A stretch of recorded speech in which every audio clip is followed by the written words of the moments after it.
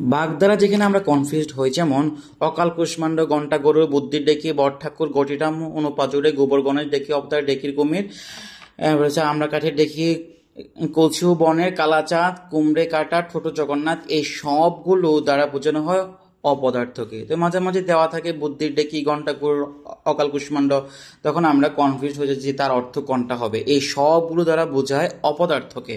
যেমন অক্কা পাওয়া, পটতলা, পঞ্চত্ব প্রাপ্ত, অগস্ত যাত্রা দ্বারা বোঝানো হয় মারা যাওয়াকে। আদায়, কাঁচকলা, অহিনুকুল সম্পর্ক, দা কুমড়া সম্বন্ধ, শত্রুতাকে বোঝানো হয়। ইঁদুর কপালে, আট কপালে, খণ্ড কপাল, হাড় হাবাত্তি দ্বারা মন্দ বাক্যকে বোঝা হয়। চশমখোর, কান কাটা, দোকান কাটা, বিড়াল আড়াই পা, লেজ কাটা দ্বারা নির্লজ্জকে বোঝায়। বিপদের দিশে হারায়, এটা শস্যে, চোখে শস্য ফুল দেখা, চোখে অন্ধকার দেখা, ঝড়ো কাক, এগুলো দ্বারা বিপদের দিশে হারাকে বোঝায়। একাদশে বৃহস্পতি, কপাল পেড়া, করি কপালে, চাঁদ কপালে, তারপর হচ্ছে জোর কপাল, লগন চাঁদ, এগুলো দ্বারা সৌভাগ্যকে বোঝা হয়।